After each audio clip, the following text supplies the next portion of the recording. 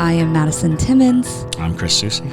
And we're paranormal specialists who live in the most haunted city on earth, Savannah, Georgia. Every day is Halloween in our line of work, so join us as we spin true tales of haunts, murders, and disturbing Savannah history.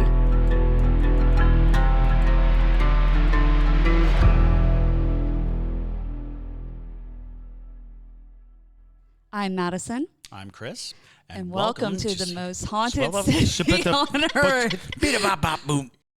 Hello, and welcome back to another episode of The Most Haunted City on Earth. My name is Madison Timmons. I'm Chris Soucy. And I'm JT Timmons. And today we are back with another Ghostmail. Woo! You have Ghostmail. Keep sending in that Ghostmail. We are chugging right through it. And boy, do they. Yes, we love it. We love it. We recently just got back from Washington, Georgia, and we'll get into our experiences with that in just a second and tell y'all a little bit about how that went. And then, but before we get into it, JT, you got some announcements for us? Yes. First off, we want to welcome the new Parajunkies. So the new Parajunkies we'd like to welcome are Sophia Sandoval, Miss Sarah, Monique Kielkoff, Joe Hargroves, Ashley Bain, Patrick Welsh with the Paranormal Society of Savannah. Thank y'all for always supporting. AU, Martha Tarr, Amanda, Brandy W., Sarah Tremblay, Jerica Barcelo, and Brianna. Thank y'all so much for becoming Parajunkies, and we won't let you down. Yeah, the Parajunkies definitely had a good time while we were in Washington, Georgia, because they got some really fun exclusive content, live streams, all the good stuff. Yeah, we did a whole private live stream investigation of Chris's haunted room, which was very fun. That was my great. haunted room. It was very haunted, and we honestly can't believe he survived. Yeah. Well, yeah, we would. Bria definitely doesn't think. The entire time up until when I was dropping her off at her house, she was like, "We made it. We're alive. We're alive. We're alive." Oh, gosh. Real fast, y'all, just a reminder to rate us 5 stars if you haven't already on Spotify, Apple Podcasts, Google Podcasts, just all of it, wherever you listen to it. If there's the ability to rate us, please rate us 5 stars because it helps out a lot. And also, just real fast, the radio play release date is Wednesday, June 14th. It's official. Wednesday, June 14th. I'm going to have it ready, and we're going to upload it for Parajunkies only at first, and then we're going to kind of, talk to the Parajunkies, get their feedback before, we start writing episode 2, because we do want to turn this into a series, but, we want to make sure it works first. So it's going to be really, really cool. So far, it's awesome. Like, it's done being cut right now. It's in sound design. It's really cool. So yeah, we just got back from Washington, Georgia. How about you tell everybody how that was? Give them a brief synopsis of the episode to come. A brief synopsis. That's a loaded question. Yes. Because it's a lot that happened. Overall, very haunted town. Very, very creepy. Very sweet people, but creepy. Oh, yes. Which is what I think they lean into, is just how eerie. I think they're definitely embracing the idea that what they have to offer is a location wide open for discovery. We stayed at the Fitzpatrick Hotel, which is a intensely haunted building. It has many stories to it, but a lot of the stories may be beyond our scope, really, to be honest. It's sitting on top of an old cemetery. It is the site of multiple deaths. It has a lot of just austere luxury to it, because it's a big luxurious hotel. And we had a lot of interaction, more interaction than I have seen in an Estes method. Just direct response. Yes. Very much. We even had a moment where the ghost seemed to be telling us to go to another location in the building, and we had to pick up and go to another location just because it seemed like we were engaged in a real conversation. Yeah, the children's spirits, which are said to be some of the more active ones in general, for sure are. And you'll see that in the episode. Yeah, from what I've gathered, because I was in the Estes method, so I I only get bits and pieces of what I am perceiving is going on, just from the words that I'm getting. But it seemed like it was two little girls. They were said to be twins, things like that. And I was saying that most... because they were so close in age, as far as what we discovered about the two girls who passed in the hotel, that they were close in age. No one ever said they were twins, but of the period, two girls close in age would often probably be referred to as twins, or would certainly have that identity of they probably dressed alike. They were and they looked alike. So there was no reason, because I think they were both. We were told both under 6 when they passed. Yeah, but it was funny though, because one of the questions I think that was asked was, how old are you? Oh, right, yes. And one of the girls popped through in the spirit box, and it was very distinct. I could tell which one was talking. The younger one was very persistent, and then the older one seemed to be, kind of just the like overarching conversationalist. But at one point, somebody must have asked, how old are you? And one of the girls said 6, and then the other one immediately comes through like, no, she's 7. Yeah, no, she's 7. Yeah. That was wild. It was wild. It was so weird to be on the other side of that, because we're hearing the questions and the answers are coming hard on top of each other, and it was interesting. But yeah, so you'll have to go and watch the episode, but they were very, very active. It felt like they were wanting somebody to talk to. Like the hotel spirits in general are like, oh, yay, somebody to chat with. And unlike a lot of spirits in Savannah who are just so inundated with attention, they're like, oh, I'm so fat with attention. Right, exactly. I don't need you. I don't need to show myself. That's very true. That's very true. I think I was thinking that basically it's not like the Allegheny Insane Asylum. It's not like that where they get people all the oversaturated time. with It's not oversaturated at all. They were like, oh my gosh, like there's someone here to talk to, and they were just talking and talking and talking. It was actually amazing. I was telling Debria, this is one of her first ghost hunts ever. I was like, don't get spoiled here. Do not get spoiled. This is not how it usually goes. Not usually like that. Seriously. It was very active. And it kind of brings to light this interesting thing, because the trend of haunting tourism or ghost tourism, there are hot spots, Savannah, Charleston, St. Augustine, New Orleans, Salem, that just rise to the top because people are like, oh, well, that's the haunted place. It's like, no, there are ghosts everywhere. Yeah. And there are probably more compelling and more alarming ghosts in small, quiet places. So, Washington, Georgia is not really on the map for many people, even knowing where it is, much less that it has something to offer like a wonderfully haunted hotel. Yes. And a lot.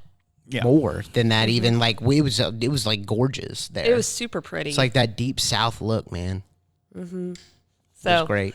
So yeah, look forward to that episode, because episodes, I would imagine. Yeah, it's going to be many hours of it's footage. many hours, and the Parajunkies are definitely getting an exclusive with it. But yeah, we're gonna have one bulky episode and then maybe a part 2. Nice. We just really have to see how it plays out. Obviously, if it's like 160 minutes or something, then we're gonna have to turn it into a 2-parter. But yeah, we'll see what's up with it. But yeah, you want to jump into some ghost mail? Absolutely. Ghost mail. Also, if you're into the paranormal, go visit Washington, Georgia. Absolutely. Do it. Do it. All right. This one is from Jay Garcia. They sent in 2 stories. So the first one is called The Haunted Photo. Ooh, Haunted Photo. All right. Hey, Madison, JT, and Chris. My name is Jay, they, them, and I am from NYC. I discovered your podcast through TikTok, and I have thoroughly enjoyed them and learned more in the paranormal. Now, on to the stories. For context, me and my family are sensitive to the other side due to our grandmother formerly practicing in Santeria. If you don't know what that is, that's very powerful witchcraft and very, very potent for bloodline. So, yeah, I can imagine that you guys are having lots of experiences. Absolutely. Now, this has led to these 3 great stories happening to us and lessons. Now, on to the stories. The Haunted Photo. When I was 2016, me and my mother had moved into a house out in Jersey. It was a lovely home in the suburbs. It had it was a two-story house that the former owners had put up for sale. When we moved in, everything was normal, but in the room that I had chosen, there was weird things that would happen at night. At night above me, I would hear movement in the unoccupied attic, and during the day, I felt like I wasn't alone in my room. Eventually, I brought it up to my mom, and she told me to ignore the noises. I did, but it still kept happening until one day we were moving stuff into the attic. On the attic floor, right under where my room was a set of photos of the former family. Yuck. We kept it downstairs and left it with the owner's mail so we could give it to them. That same night, the movement was now downstairs, and to me, it sounded like pacing. The next day, the owner's daughter came to pick up their mail, and we showed them the photos. They were very thankful for them, since apparently they were photos with her father in them.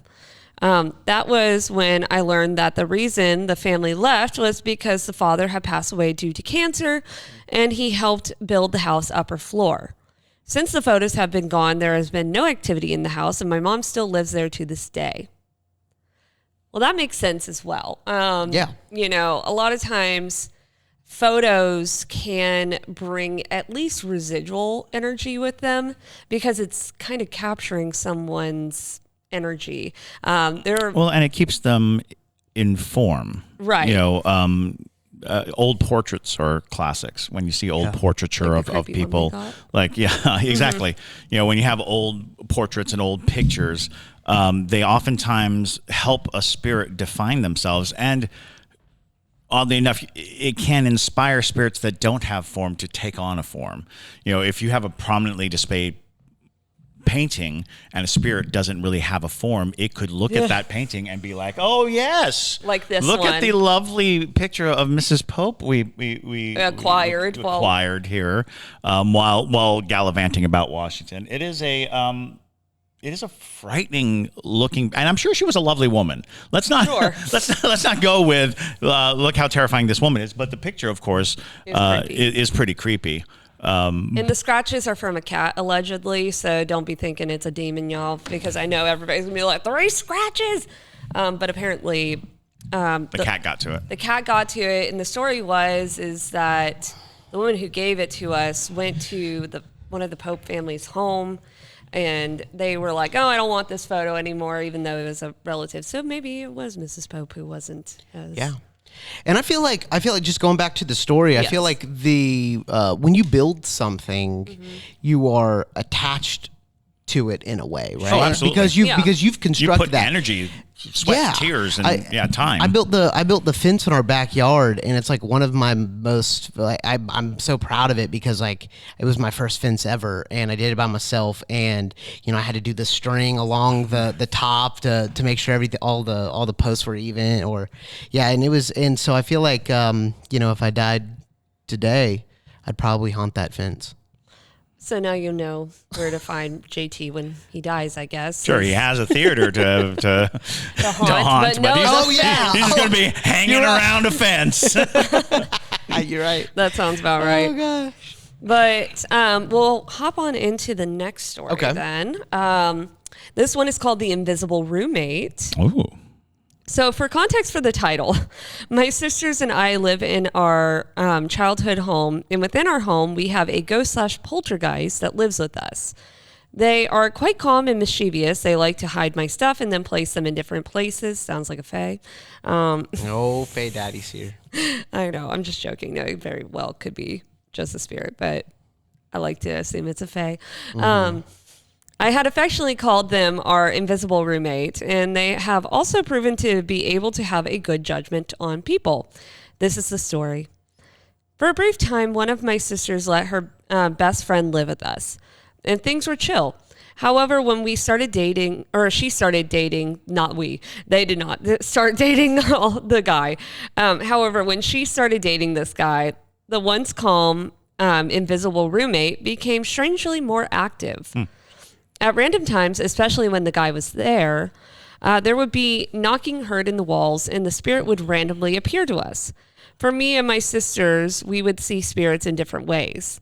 One sister saw them as just a face fading away.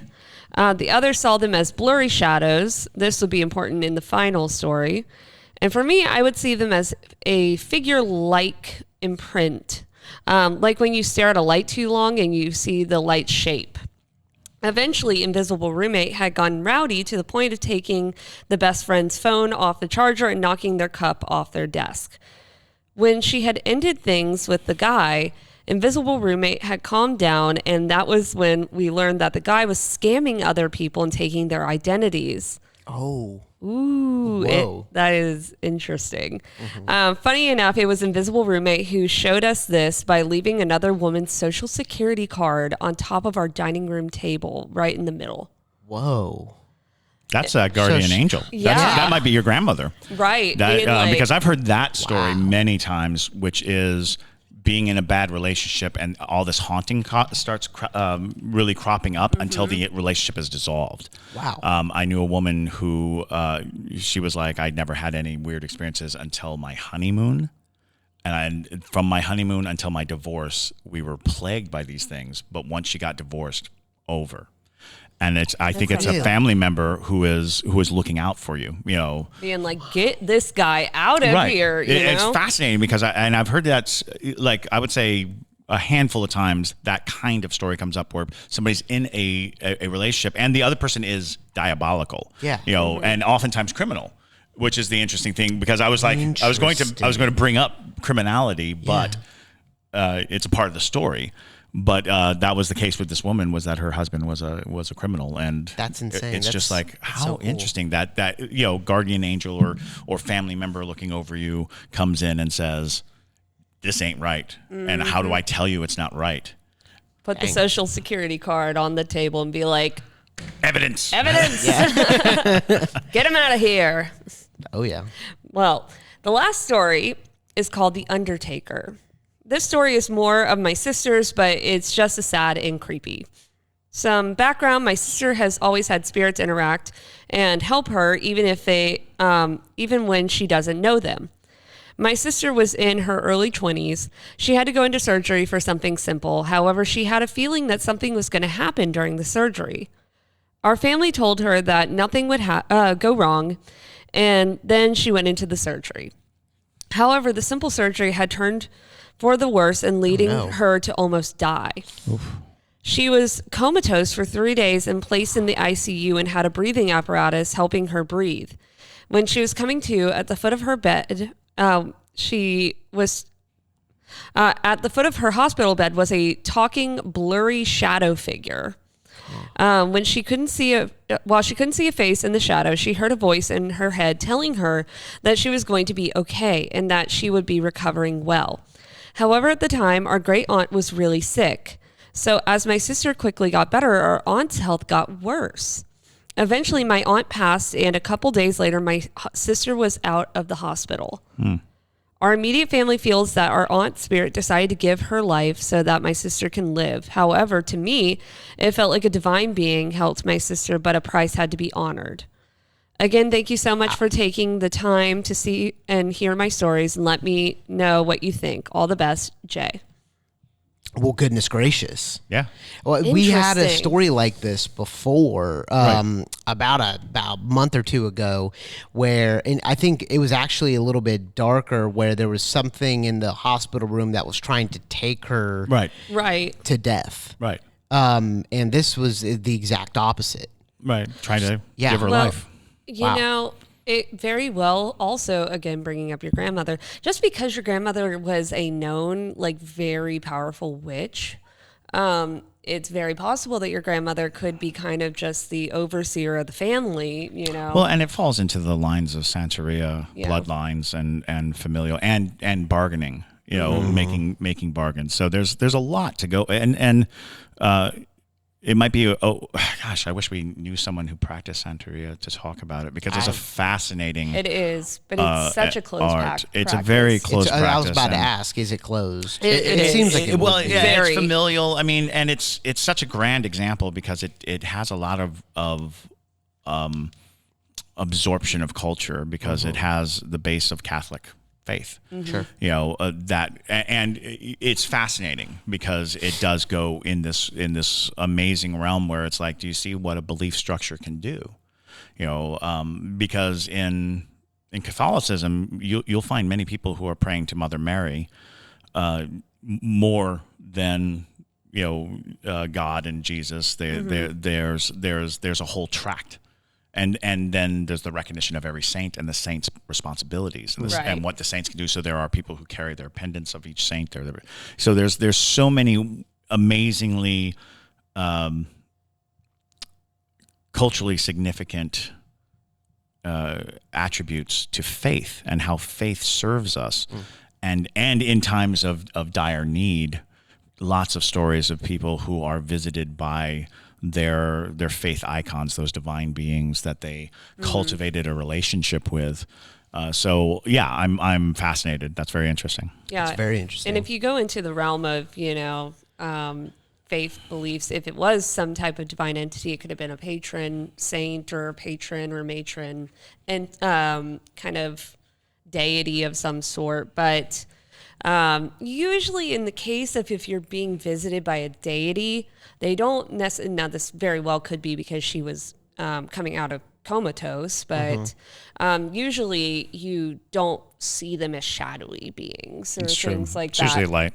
Yeah. So, but that's not to say it's one not way to or say the it's other. not impossible, but I lean more on the side of it could have been just a family relative of some sort, assisting in a very serious situation. Bargaining. Although many people have claimed to have seen, the actual death, the angel of death, the Grim Reaper, or whatever you want to call it.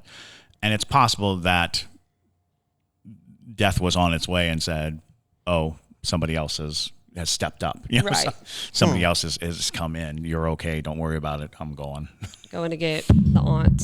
But very sad, though. Very sad story. Very sad. So this next story is from Sarah Stewart, and it is titled Paranormal Story, our favorite type.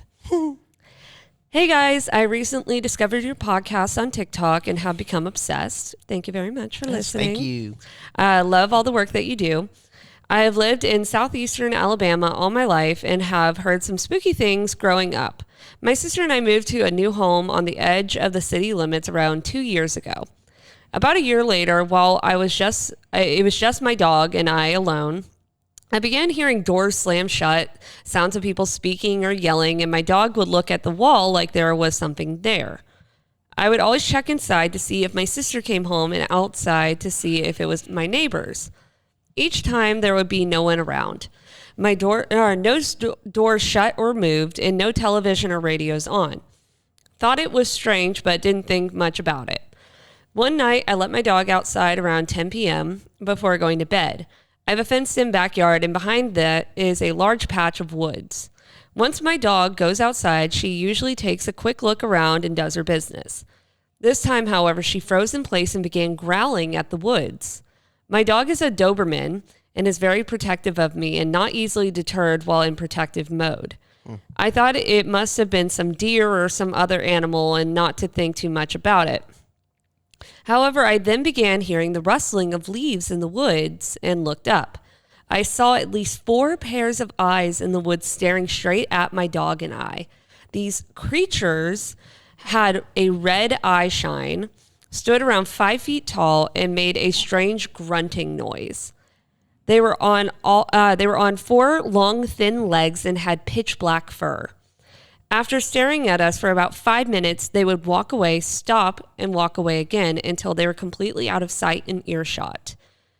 It's like they just disappeared into thin air. They walked in unison like a pack of wolves or deer. It was extremely creepy because there were no other sounds, no wind, no birds, no bugs, nothing. I had to practically drag my dog back into the house after this experience. I've always been used to wildlife in our neck of the woods and know the kinds of things not to mess with. However, there is nothing that would be the same height, have the red eye shine, make the same noise, or be in the pack like that in my area. It could not be deer, hogs, bears, owls, foxes, rabbits, etc. Any hunter that I have asked could not imagine what animal it could possibly be. Wow. Please share your thoughts. Feel free to share this story to anyone or on any platform. Thank you, Sarah. Goodness gracious. Creepy thing. Yeah, I'm from, I was born in Tallahassee, so very close to Southeast Alabama. And actually, it's very funny because Red Eye Film Productions, our Kiwan and I's first and main company, like our umbrella company, is named after imaginary creatures my dad used to tell me about, actually in Tallahassee sometimes, about these creatures that would look inside your window, and they had like beaming red eyes. And, that was my first introduction to horror. Thank you, Dad. And I just loved it. I loved it. And so it's just like, it's when she was painting the pictures of them, I'm like, that's kind of how I remember Red Eye. And that's why that's the umbrella of this entire podcast. That's very, very interesting. That's very interesting. Yeah. So right off the bat, the description reminds me of the Black Dog, which is a cryptid paranormal thing that's oftentimes seen in woodlines. I think there is a couple of Black Dog stories in this area, one out on Oatland Island and one at Buttermilk Sound. So the Black Dog is very much an oversized, near wolf-like black hound. Oftentimes you only see his eyes glowing. And sometimes I think they're referred to as red, but mostly it's that dog, that animal glowing eye that you sometimes will get.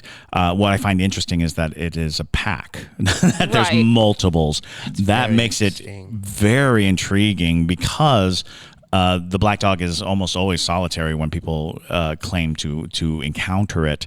But to think that there might be some kind of pack of these supernatural creatures out there, that's interesting. You should read the graphic novel Bone, because Bone. you just described the creatures in Bone. It's true. Super rat creatures. The first thing I kind of thought of was hellhounds, in a way, but which would make a bit of sense of the pack-like nature.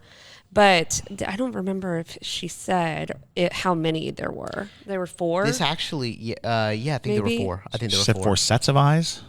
Let's see. Yeah. That's why I thought think it was said. 4. I think it was 4.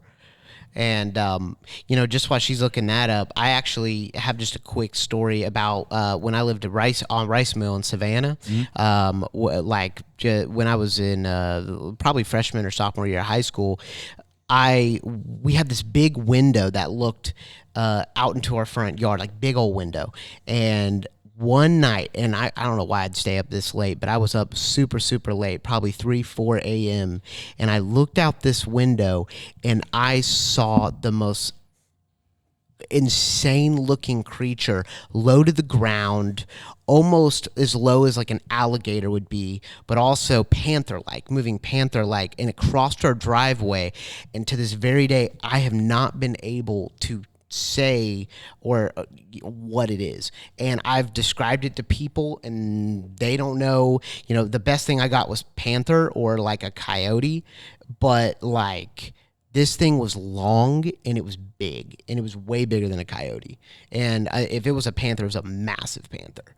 But it was so low to the ground, like it was hunting, and it had these long strides. And I was just like, I remember seeing it, and it crossed the road and went down into the forest across the road. And I was just like, what on God's green earth is that? And I told my dad the next day, mom and dad the next day, and they were like, what, were you high? And I was like, no. Yeah. Well, there's a lot of crazy wildlife in this region, and so we had a coyote in our yard earlier this year. Oh, really? And it was like, oh, weird. Yeah. And it's because they're doing a lot of construction and clearing out the woods and the woodland. I used to live backed up to the woods. Now I have a lovely view of a construction site. So I imagine that, you can get any number of things, and there are wildcats, but you rarely see them. They usually don't get out into the roads like that, but very interesting. So she did say there were 4 in the pack, in if the you pack. will, Sure. which is odd. And that's for the 4 that you hellhounds can as well. see. Right. You know. But there's a lot of mythology too into the idea of hellhounds with Hecate Yeah. and things like that. If you're into, you know, the belief of deities and whatnot, Right, but right. it's- And you know, most of the old deities have interesting roots. You know, there was something that led them to construct the stories and the lore that let them understand what was going on. Now, did she say that she was shining a flashlight? no, No, just So they were glowing. yeah, Yo, yeah. maybe there was light behind her. Maybe. well, Maybe- yeah, I it would- was I 10 would love o'clock to at know. night, but But I if there mean, was a street lamp anywhere nearby, Yeah, if there's a street Yeah. lamp, something then like that could make the eyes red of like something well, she said it was a red eye shine, so weird. That's very weird. yeah. All right. So, wow. Yeah, thank you for sending We that love a story, good and that's crypt- super creepy. We Yeah. love a good cryptid story. Yes. But this next one is from Orla. I like that name. I do too. It's a very nice name. That's Bert Crusher. Bert. No, that's Kreischer's. Isla. That's Isla. Yeah. Close though. So this one is a quick little story. I must have been about 7 when my grandma died. I loved my grandma as a child, and when she died, I didn't really understand where she went. Apparently, I went 3 years still thinking she was alive. She would visit me on the edge of my bed. Her head would be out the window. That's creepy. Keep in mind, my room was on the 2nd floor. And any group gatherings with my mom's side of the family, she would always be there. I didn't remember any of this until recently when my dad told me he would find my diary I had when I was little, and he said I would always describe her with no eye dots. As I got older, I could recognize that it wasn't my grandma, but just looked like her. Oh no. Was just asking to see if anyone else had similar stories or if you have any kind of explanation, because it keeps me up at night sometimes. Love your podcast, Orla in UK. Goodness gracious. Well, Let me see that it. is a Let me see it real quick, but fast. that is a quick but horrifying Yeah. image. I recently had a discussion about how mimicry in the supernatural world is generally not good. Generally, a spirit that tries to mimic someone you love is trying to Get to you. Get to you, absolutely. And your belief that your grandmother was alive, or your misunderstanding, miscomprehension, is a great door for a dark entity to attempt to get close to you, try to engage you, connect with you. That's a classic. No eye dots. No demonic. like pupils. Yeah, no Yeah, pupils. so it's No just pupils. yeah, White. white or black or Now, you know. I just know for a fact that if your grandmother, who loves you lots, is going to visit you, she will make sure she has pupils. Yeah, she'll put her eyes on. Right. She'll put her eyes in. She'll be like, God, can I have my pupils back so I could? So I don't wanna So I can swoop Frighten in my and grandchild. frighten my Goodness child. gracious. But you know, and that is, it's interesting because this is something that comes up in a lot of folklore, is that when the mimics come, when a demon tries to look like a human, they can't get it quite right. That's the Right. Platt Eye story. that's the The scary- Platt Eye yep. story is that they look like a human, except they can't get it quite right. So oftentimes they only have one eye, or you know, there's something disfigured about the person. So and in part it is because by law, a demon cannot fully imitate somebody who has the grace of God. You know, they just cannot, you know, because humans ideally were given life through this divine force, and so a demon can't fully do it. And so there are lots of stories about the Two-Face where they're perfect on the front, but in the back they're all messed up. Yeah. Because they put all the imperfection behind them, so they'll always face you. You know, so no matter what you do, they don't want you to see past the facade. Right. Now, why would, if that is her, let's say it is her grandma, right? Why would her grandma choose night to visit? Like, I feel like when my Nini dies, and if she wants to come visit me, I feel like she's going to do it in broad daylight and in a really sweet way. It's just not that easy. Or Yeah. she'll just leave me pieces of things, right? But So that's a great question. The truth of the matter is, spirits use the same mental and spiritual energy that we do. And when everyone's awake, we're all gobbling up that energy. And so spirits don't necessarily have enough. And that's why I always say, like, daytime ghosts are usually very powerful. If you're seeing a ghost during the daytime, if you're having experiences during the daytime, they are swimming in the channels of all the living minds that are eating up that psychic energy. They are actually powerful enough to sit at the table with everyone else. But late at night, especially that 3 o'clock hour, where most people are asleep, that watering hole is wide open, and then the spirits can come, and that's why even the loved ones will come at night, not because they don't want to, or not because they're not there during the day. It's because they can't really show themselves while everyone else is occupying space. You know, we tend to forget that ghosts don't have anything like a body. They don't have anything. You know, all they are is an energy. And it's dampened by the more people. And we talk about this with ghost hunts. If you bring too many people on a ghost hunt, you're probably diminishing your odds, because all that activity, all that mental activity is really going to create issues. So if you do bring a large group of people, break them into small groups and send them as far away from each other as possible, because the more people in an area, the less psychic energy there is for the spirits. Yeah, I definitely. I think that, you know, there's very little that you can draw like conclusions about ghosts, but I think what you just said basically draws that conclusion that ghosts are going to appear more at night because more people are asleep, consuming less energy. And I can't really imagine a world where we would be talking to those two little girls at the Fitzpatrick two nights ago during the day. Yeah, it would have been a different experience. Although, you know, it also, we were lucky enough to be alone in the Fitzpatrick. That's true. Yeah. So, you know, there could have been, you know, any number of things. Although there were many stories in the Fitzpatricks about objects moving, not just moving, but being flung about. And so I think there is a powerful entity that we actually did not come in contact with.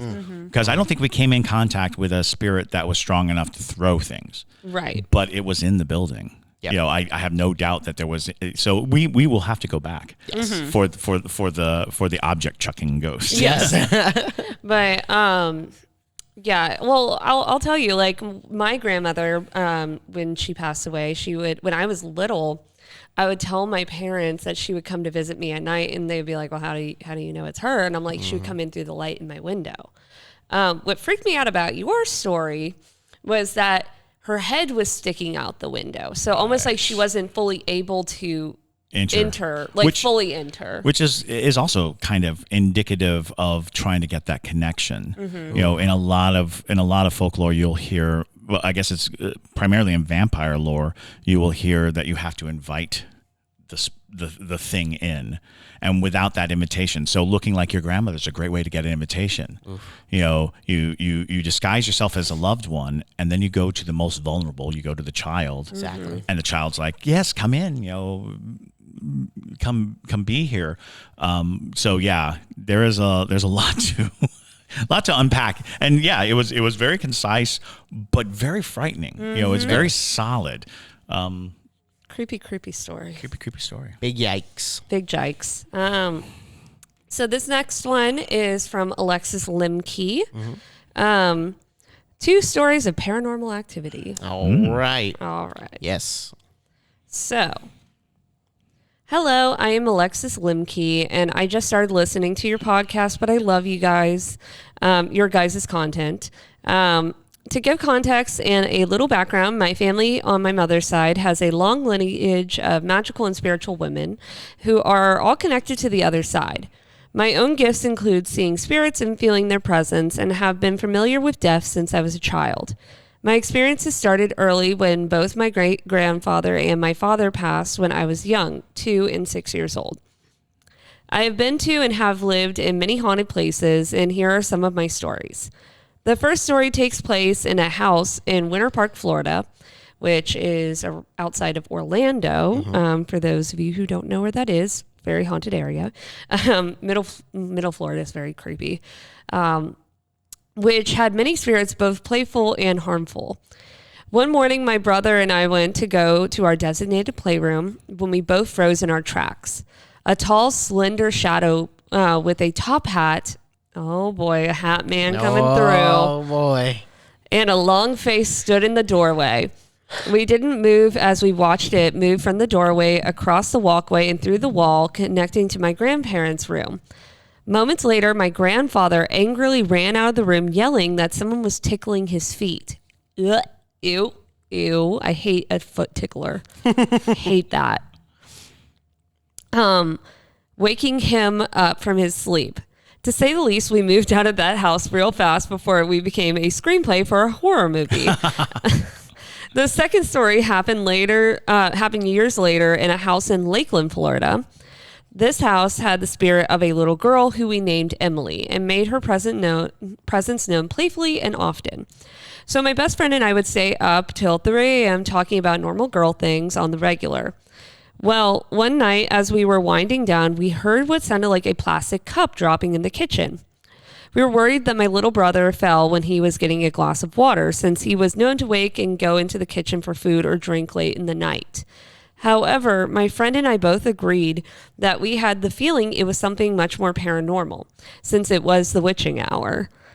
As moments passed, we finally gained the courage to go check the kitchen and get a cup of water for ourselves. We reached the kitchen only to find that nothing was out of place. Now freaked out, we ran to our room and agreed it was time for bed. Not even a minute later, we heard the same bang in the hallway right outside the door to my bedroom. We immediately rolled over and went to sleep, ignoring the presence of the ghost. This house was definitely interesting in my childhood because as my spiritual gifts were developing. There were many nights where I was woken up from my sleep to find that the clock read exactly 3 a.m. We moved from the house in 2016, but to this day, my family has had many other paranormal stories throughout the years. Thank you for sharing my stories and have a nice day. Sincerely, Alexis Limke. All right. And then she sent like another small, the quick little thing that she sent immediately after. To add to this ghost story, I was actually watching the Hat Man episode to realize that the first story included in my Ghostmail was actually a Hat Man. That is such a crazy coincidence. Yes. Sounds like a Hat Man. It was definitely a Hat Man. Yeah, I mean, both of those sound very classic. First off, Hat Man, very classic, just man in the doorway, just the watcher spirit that we've talked about so many times with the Hat Man. Yep. The second one sounds a bit more like poltergeist or like very borderline poltergeist activity. It's like that noisy ghost sort of deal. It was very possible that you guys just heard the ruckus that it was creating and then it realized when you were awake they were like, oh, now I can go bother these people or whatever it is. It didn't sound to me like anything malicious. It was just probably just whatever the ghost was feeling up to in the night or practicing its moving object skills, I guess, because a cup falling over, I can imagine a plastic cup, pretty simple for a ghost. I mean, he put it back. You would think. So good for him. Yeah. Right? It was like practicing its telekinesis skills. Right. So it was like, zap. Right. Every now and then you'll hear stories about spirits that clean up, which I'm dying to get one in my house. Right? It's like you hear these ghosts that, the ghost did the dishes. I was like, what? I don't get those. I'm over here with a screaming, bleeding skull, and you get a dishwasher? It's so true. When I was at Oglethorpe House, there's a ghost in that dormitory that there was in one room where there was like the story of this kid who during finals week fell asleep at their desk with all their art projects splayed out everywhere, and they woke up and everything was in like nice little piles around them. And I'm just like, I could use that so badly. I'm the queen of doom piles. I need I need an organizing ghost. I need an organizing ghost. Executive function ghost. Please executive function for me. So it's it definitely sounds like, if this little girl spirit is actually a little girl spirit, then kids do the darndest things, even as ghosts. So absolutely. But thank you guys so much for sending in your stories. All of these were super interesting, and creepy. So thoroughly creepy. So hopefully y'all enjoyed listening to them. If you have a ghost story that you want to send in, you can send it to us at ghostmail@hauntedcitypodcast.com. Also, feel free to send in your hometown stories. If you have a ghost story from where you live, it doesn't have to be specifically to you, just if you know that one haunted house that everybody talks Right, about. local on the legend, corner. local lore, the kinds of stories that kids tell, the house that you don't trick or treat at, all that good stuff. Yeah, send it Let in. us know about it. And also, if you have any questions about the paranormal or spiritual nature, Send them on in. drop us a line. But with that, thank you guys so much for listening. My name is Madison Timmons. I'm Chris Susie. And stay spooky, y'all.